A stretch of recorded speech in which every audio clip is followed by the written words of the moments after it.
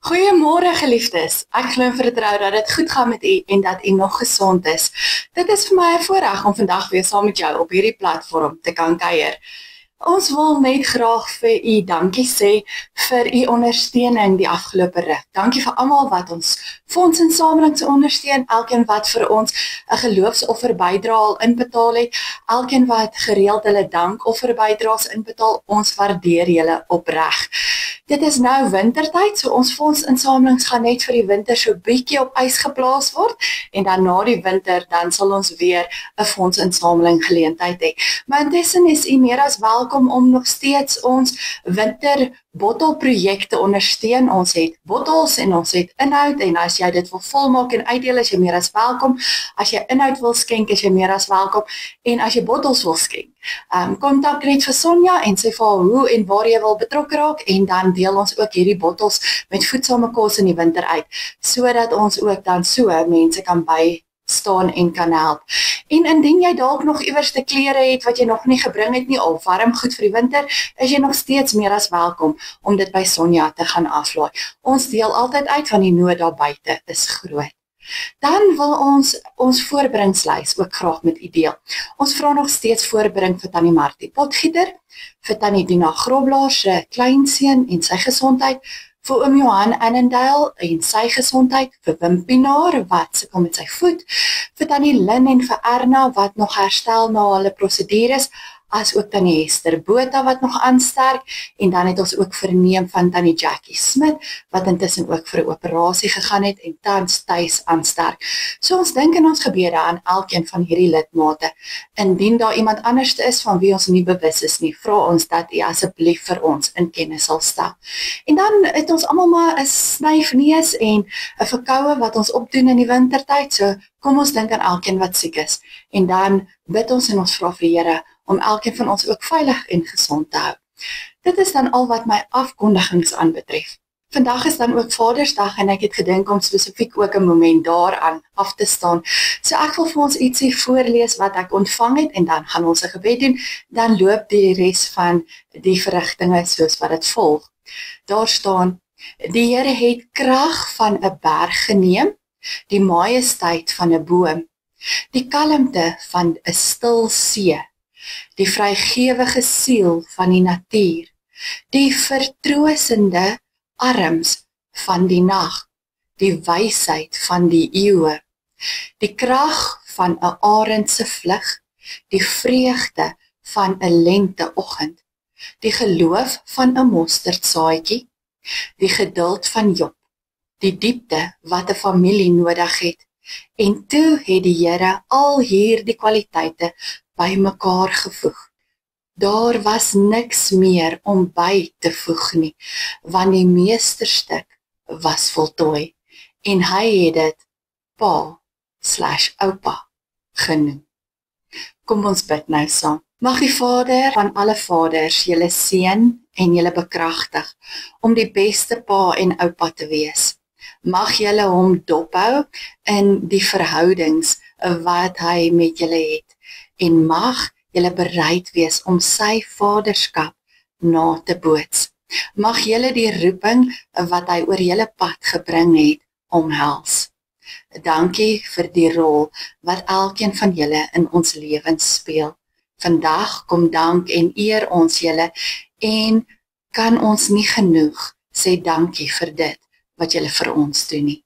Mag elke pa vandag 'n geseënde, gelukkige en vreugdevolle dag beleef. Vader, ons kom bid ook nou vir ons saamwees op hierdie platform. Vader, ons kom vra dat u met elkeen van ons sal kom werk, dat u elkeen van ons vandag sal aanraak, dat u met elkeen van ons vandag sal praat, dat u die woord vir ons sal oopbreek en dat ons dit sal verstaan, dat ons dit sal deel maak van ons lewe en dat ons dit in die komende week sal gaan uitleef. Dankie dat ons dit mag bid en mag vra, nie uit verdienste nie, maar alleen uit genade. Amen. Nou geliefdes, wanneer ons by die kerklike jaar stil staan, dan is daar 'n bepaalde ritmes wat na vore kom en ons het die laaste tyd het ons by Hemelvaart en Pinkster stil gestaan. Nou die Sondag direk na Pinkster staan bekend as Drie-eenheid Sondag. Nou dit word nie gekenmerk deur 'n groot gebeurtenis of iets nie, dis meer 'n leerstellige Sondag, maar ek dink tog dit is belangrik dat ons daarby sal stil staan. En die rede hoekom ek dink ons daarby sal stil staan is juis omdat baie mense sukkel met die konsep van die drie-eenheid. Maar voordat ek daarby kom, gaan ek vra dat as jy jou Bybel het, jy saam met my sal lees. Ons gaan vandag lees uit Matteus 28 uit, vanaf vers 16 tot 20. Nou gewoonlik gebruik ons hierdie teksgedeelte tydens die Hemelvaart, dan koppel ons dit aan Handelinge 1 en ons lees oor Jesus wat hemel toe gevaar het en wat vir ons hierdie laaste opdrag gegee het. En gewoonlik fokus ons op die groot opdrag wat ons kry in hierdie gedeelte. Nou ons gaan vanoggend so 'n bietjie daarby stil staan.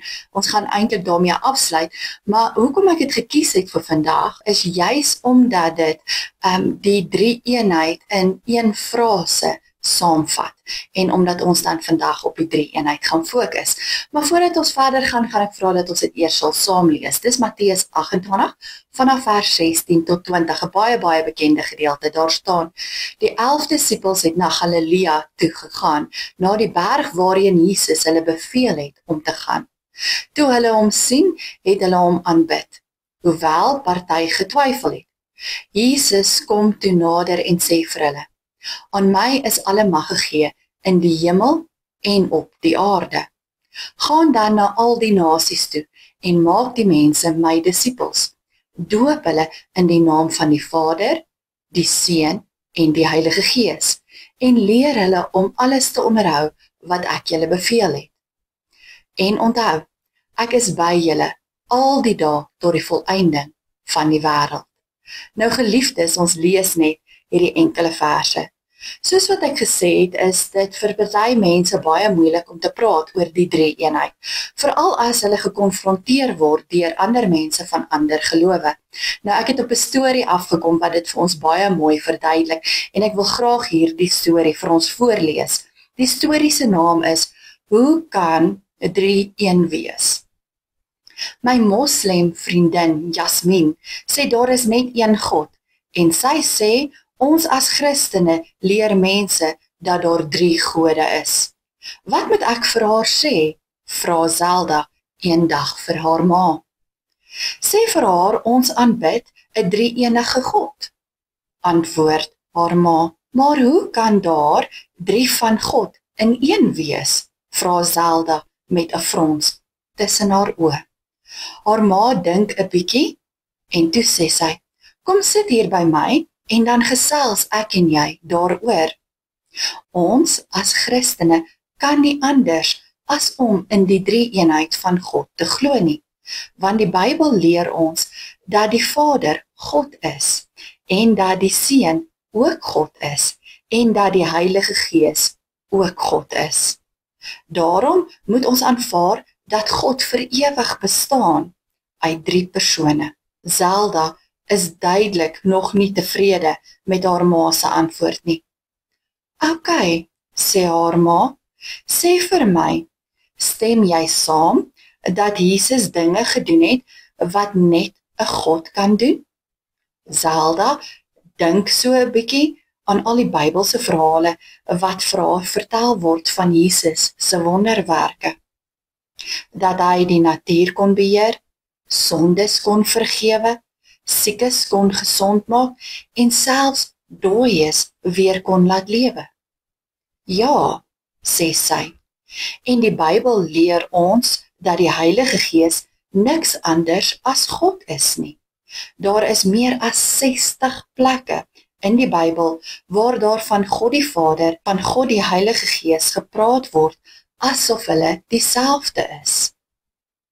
Gee 'n voorbeeld, vra Zelda vir haar ma en dra die Bybel nader. Haar ma blaai na Handelinge 5 vers 3 en lees: Petrus sê toe vir Ananias: Jy het vir die Heilige Gees gelieg. Hoe kan jy so iets doen? Jy het nie net vir mense gelieg nie, maar vir God. Ek verstaan dit nog nie heeltemal nie, sê Zelda. Ek ook nie, erken haar ma, maar 'n God wat klein en eenvoudig genoeg sou wees vir ons om te verstaan, sou nie groot genoeg wees om waarlik God te wees nie. Nou geliefdes, die meeste van ons sit in dieselfde penarie. Ons weet dat ons 'n drie-enige God aanbid, maar wanneer ons daaroor moet begin praat en dit vir mense moet verduidelik, dan weet ons nie regtig hoe om dit te doen nie. Veral nie as hulle sê ons aanbid 3 verskillende gode nie. En daarom is dit belangrik dat ons juis aan hierdie aspek aandag gee. Nou, wanneer ons dink aan God drie-enig, dan kan ons dit met 'n kenteken of 'n simbool aan mense verduidelik. En die simbool wat ons gewoonlik gebruik, is die drie-eenheidsknoop of die Trinity knot in Engels. En dit vergelyk ons gewoonlik met 'n driehoek. Nou wanneer ons kyk na die woord drie-enige God of drie-eenheid of Trinity, dan sal ons sien die woord Trinity beteken 'n groep van 3 of om 3 dinge gelyktydig te wees. Ons aanbid nie 3 aparte gode nie, maar een God wat Vader, Seun en Heilige Gees is. Dis 3 dele, maar elke deel is volledig God. So ons kan sê dat dit amper vergelyk kan word met 'n driehoek. Daar is 3 sye en al 3 sye kan verskillende lengtes wees en selfs die hoeke kan verskillende groottes wees, maar hulle vorm saam 'n driehoek. En dan wanneer ons na dit kyk, dan sê dit vir ons, dis ook hoe die drie-eenheid werk. Ons het een God met 3 persone en elkeen vervul sy eie funksie en rol, maar dit bly een God. Nou ons kan ook dinge in die alledaagse lewe gebruik wat uit 3 dele bestaan om ook hierdie konsep aan ons te verduidelik. Ons hoef nie net die driehoek te gebruik nie. Ons kan ander eenvoudige beelde gebruik om ons te help om dit te verstaan. Iets soos 'n lemoen wat bestaan uit 'n skil, 'n vrug en pitte. 'n boom wat bestaan uit wortels, 'n stam en blare. Ons kan selfs 'n kers gebruik wat die was, die pit en die vlam het. Of 'n deur wat 'n raam, 'n deur en skaniere is. En dan natuurlik die gewilde een, 'n eier wat die dop, die geel en die wit het. Daar is egter 'n baie meer gewilde manier om die drie-eenheid uit 'n natuurlike oogpunt te verduidelik en dit is om water as 'n voorbeeld te gebruik.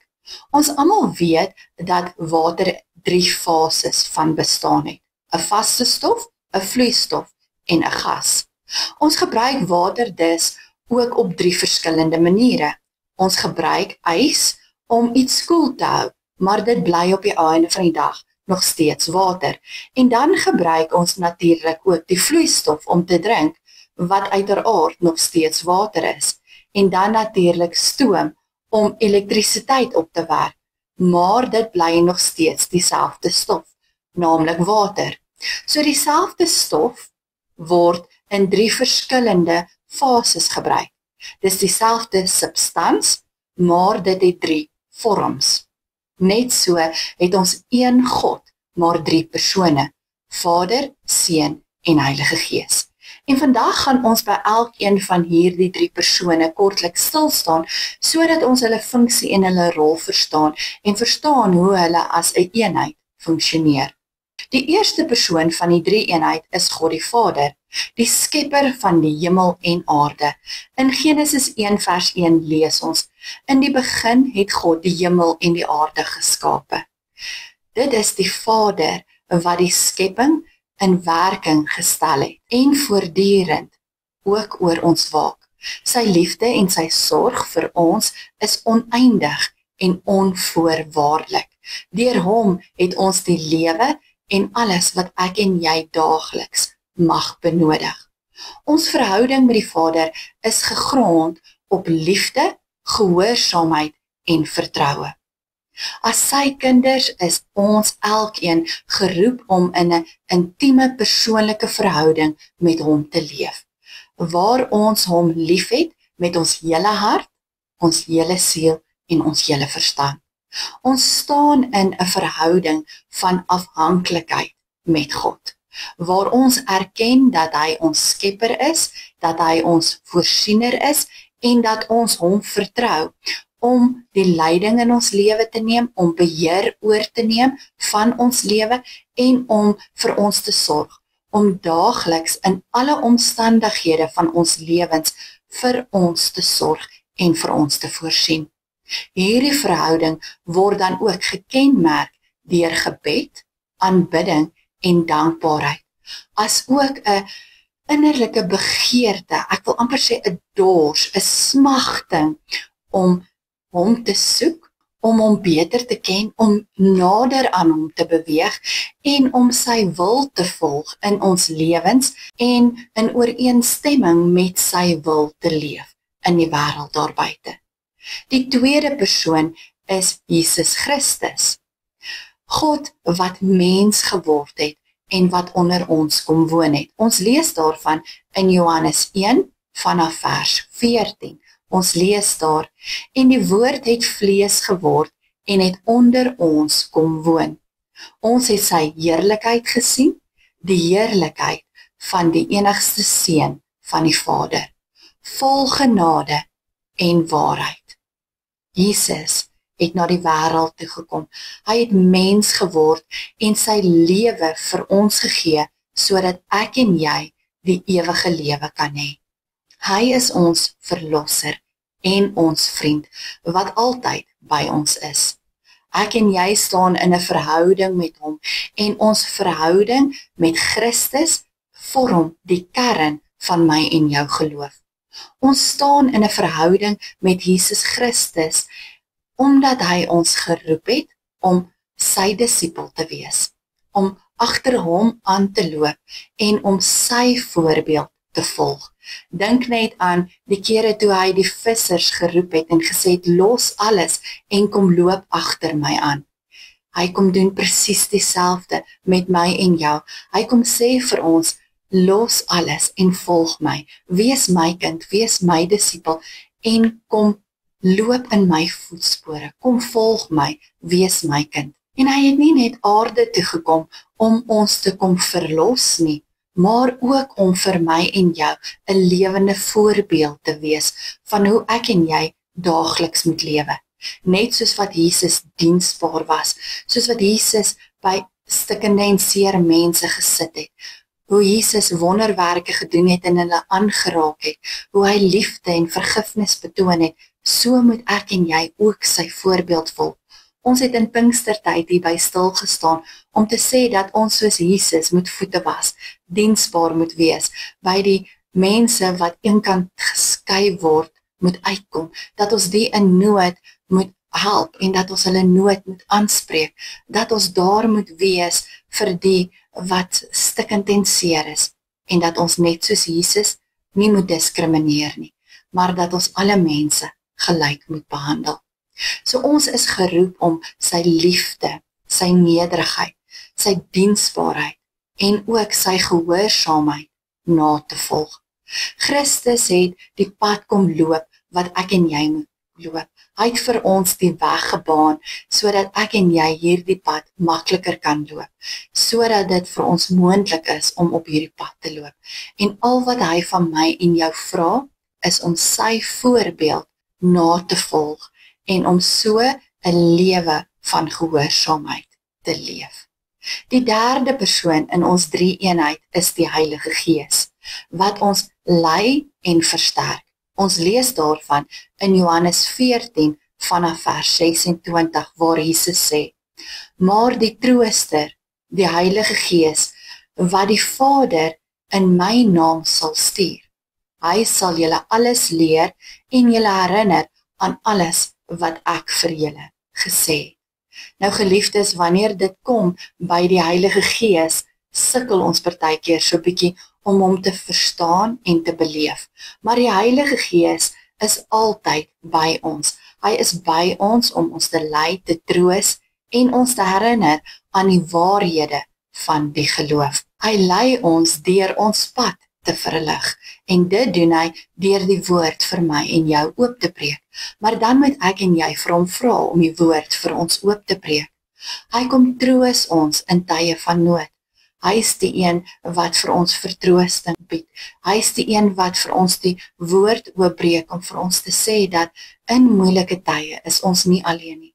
Is hy by ons om ons te help, om ons te lei en om ons te vertroos. Hy is die een wat ons versterk in ons geloof, deur vir ons onderskeidingsvermoë te gee, deur ons te help om geestelik te groei en nader aan God die Vader te beweeg, deur die woord vir ons oop te breek en vir ons die pad te wys wat ek en jy elke dag moet stap. So ons word geroep om na hom te luister en om hom toe te laat om in ons lewens te kom werk. Deur die Heilige Gees ontvang ons die gawes en die vrugte van die Gees, wat ons in staat stel om te lewe soos wat God wil hê ons moet leef. Ons verhouding met die Heilige Gees is 'n bron van krag, van vrede en van vreugde in elkeen van ons se lewens. Nou dat ons die drie-eenheid 'n bietjie beter verstaan en die rol van Vader, Seun en Gees, moet ons vir onsself vra, wat is die praktiese implikasie hiervan in my en jou persoonlike lewe? Hoe moet ek en jy dit uitleef in ons daaglikse lewe? En dit is hier waar ons nou by die opdrag kom van Matteus 28. As ons kyk na Matteus 28, dan sê dit dat ons moet uitgaan en dat ons vir almal moet gaan vertel van God, dat hy die enigste ware lewende God is en dat ons hulle moet doop in die naam van die Vader, die Seun en die Heilige Gees. Maar geliefdes, voordat ons kan getuig daaroor, moet ons dit eers leef. Want ons lewe is ook 'n getuienis. En hoe kan ek en jy dit prakties uitleef? Eerstens deur God die Vader te vertrou as ons Skepper en as ons Here. Ons vertrou die Vader dat hy vir ons sal sorg en dat hy ons sal beskerm. En dit beteken dat ek en jy beheer van ons lewe moet oorgee aan God die Vader. En ons sukkel nou nogal hiermee, veral wanneer ons deur moeilike tye gaan, want dan wil ek en jy beheer terugneem en ons wil ons probleme self oplos en ons wil dinge self uitsorteer. Maar dis juist dan, wanneer ons God die Vader moet vertrou, dat hy beter weet, dat hy in ons behoeftes sal voorsien en dat hy ons sal help. En daarom moet ons nie beheer terugneem nie, maar beheer in sy hande los. So dis die eerste manier hoe ek en jy dit prakties uitleef. Die tweede manier is om te glo dat Jesus Christus natuurlik ons verlosser en ons saligmaker is, dat hy vir ons die ewige lewe bewerkstellig het. En dat ek en jy dit nie net sal glo nie, maar dat ons lewe dit ook sal wys. Dat ons in Jesus se voetspore sal volg. En terwyl ons in sy voetspore volg, dat ons elke dag so sal leef dat ons met ons woorde en ons dade sal getuig dat hy ons verlosser is en dat hy vir ons die ewige lewe bewerkstellig het, maar dat ons ook sy voorbeeld sal uitleef, dat ons sal daar wees vir mense in nood, dat ons liefde sal openbaar, dat ons vergifnis sal openbaar en dat mense uit ons voorbeeld sal sien dat ons 'n kind van die Here is, uit ons lewe uit dit sal agterkom. En dan gaan ons oor na die Heilige Gees. Die Heilige Gees is hier by ons om ons elke dag te leer en te troos en te lei. Wat beteken dat die Heilige Gees daar is om my te help? En ek moet elke oggend net bid en vir die Heilige Gees vra om 'n wag voor my mond te sit wanneer ek met mense kommunikeer, om my sensitief te maak vir God se stem in my lewe, vir God se wil, om my te help om God se wil uit te leef, om my te herinner aan die skrifgedeeltes in die woord wat vir my riglyne is oor hoe ek in my praktiese lewe moet optree teenoor mense en dat ek dit dan sal uitleef. So die Heilige Gees is regtig daar om ons te lei en ook om ons toe te rus en om ons te help om die woord beter te verstaan en om nader aan God die Vader te beweeg. Maar dan moet ek en jy oop wees daarvoor en ons moet vir die Heilige Gees vra om ons te lei en om ons te leer en om die woord vir ons oop te breek.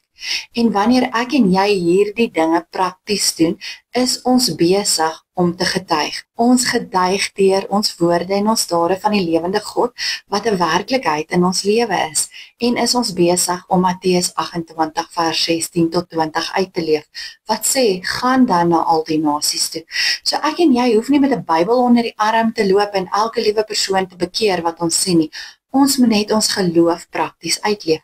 En wanneer ons dit doen, gaan mense begin wonder en gaan hulle begin vra en dan kan ons met hulle gesels. Soos in ons storie waar Zelda 'n moslim vriendin gehad het wat vir haar gevra het oor die drie-eenheid. En as ek en jy dit verstaan, kan ons met hulle praat daaroor en kan ons getuig. Baie keer kom mense na ons toe en vra hulle vir ons, hoe kry ons dit reg om altyd so vreugdevol te wees of om hoop te hê? En dan is dit die aanknopingspunt wat ek en jy kan gebruik om teenoor hulle te getuig van God die Vader. En dit wat hy in ons lewe doen, van Jesus Christus en die redding wat hy vir ons bring, van die Heilige Gees wat ons lei en leer, van die lewende God wat 'n verskil maak in ons lewens. En geliefdes, dan kom ek en jy hierdie groot opdrag na.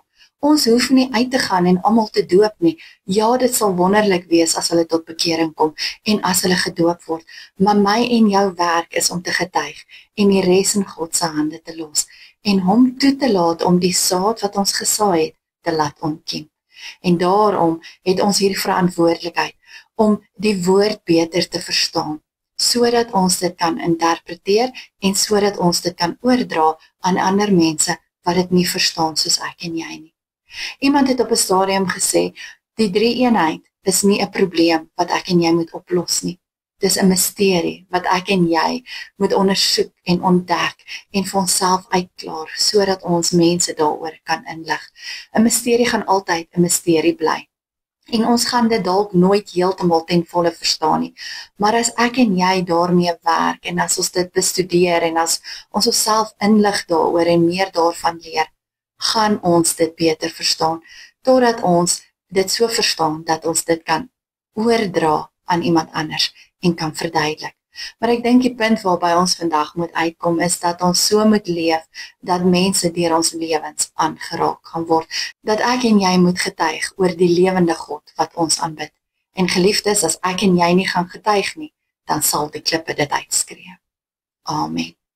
Kom ons sluit nou ons oë en dan bid ons saam. Here Hemelse Vader, ons kom na U toe vandag en ons kom sê vir U baie dankie. Dankie dat ons ook aandag kan gee aan iets soos die drie-eenheid en dat ons onsself ook meer kan toerus sodat ons dit beter verstaan. Vader, dankie dat dit nie vir ons 'n probleem hoef te wees nie. Dankie dat dit nie iets is wat ek moet oplos nie, maar dat ek dit net moet glo en dat ek dit moet probeer verstaan na die beste van my vermoë. En dit is hier waar die Heilige Gees inkom, om ons te help om dit ook te verstaan en ons eie te maak. En Vader, al gebruik ons beelde soos die water of die driehoek, om dit vir ons makliker te maak, om dit te verstaan, dan is dit ook goed.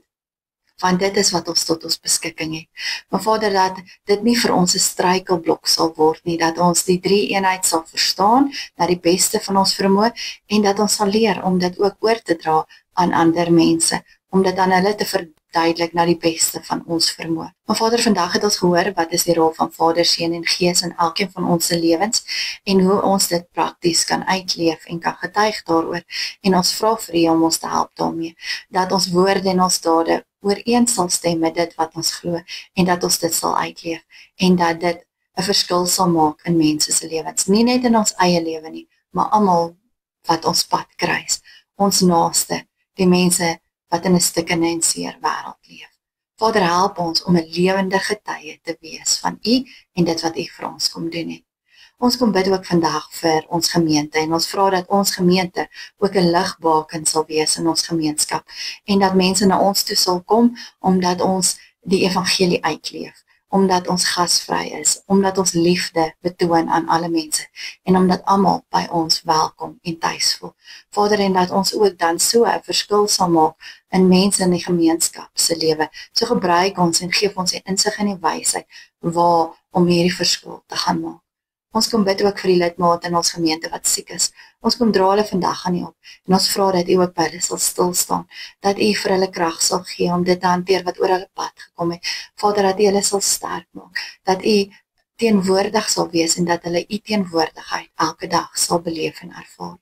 Dankie dat ons dit alles vandag mag bid, nie uit verdienste nie, maar alleen uit genade. Amen. Geliefdes, dankie dat ek my gedagtes rondom hierdie teks met U kon deel. Ontvang dan nou die seën van die Here. Geliefdes, ons het Jesus Christus as voorspraak in die hemel by die Vader. Ons het die waarborg dat hy ons ook eendag na hom toe sal neem. Hy het intussen die Heilige Gees vir ons as waarborg na die aarde toe gestuur om ons te lei en te leer, maar ook om ons te seën en te salf met die lewende God se liefde en genade. Ontvang dan nou sy genade, sy barmhartigheid en sy vrede en gaan leef daarin. Amen. Geliefdes, bly asseblief gesond en wees geseënd. Totsiens.